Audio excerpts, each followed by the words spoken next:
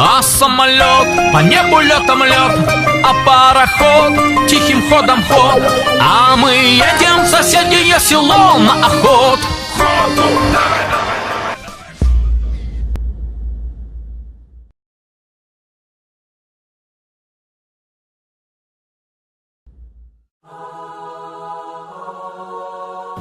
Kung tatanungin mo ako 10 years ago, parang ang labo kasi 10 years ago ang hirap ng buhay namin.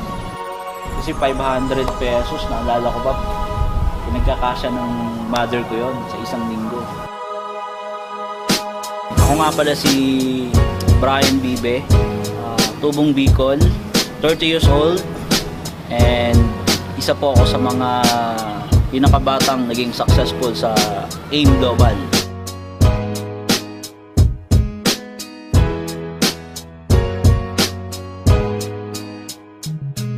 Noong 2006, pumunta ako ng Manila para magtrabaho. Dati po akong SM Promodizer. Ngayon po, 6 years ko nang kinakarar ang AIM Global. Thankful ako kasi ang daming blessing na binigay sa akin. After 5 months doon in Global, I got my first car. So doon pa lang talagang baliw na ako kasi sino ba naman ako dati, expected ko lang talaga extra income.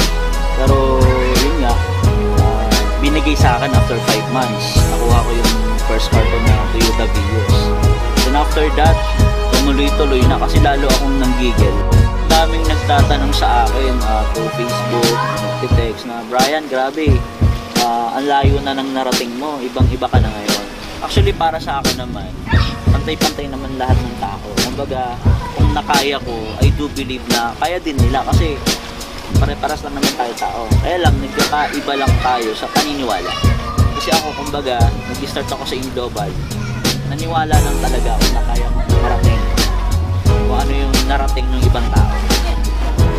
Sa AIM Global, mapapagod ka, mahirapan ka, papawisan ka, magugutom ka. Pero alam mo, lahat naman ng bagay nakakapagod. Lahat naman ng bagay, lalo na pag in-expect mong malaki, nakakapagod, pupuyat ka, masasacrifice ka. Pero ang masarap dito sa AIM Global, lahat ng pagod, lahat ng puyat, lahat ng gutom, at lahat ng sacrifices mo, bayad dyan pag nakuha mo na yung gusto mo sa buhay mo.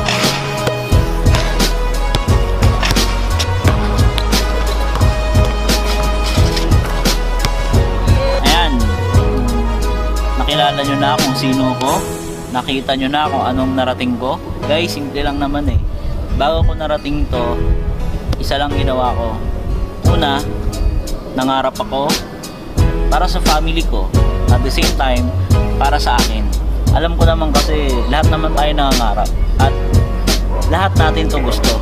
Kung gusto mo rin yung narating ko, pero alam ko gusto mo naman talaga to okay?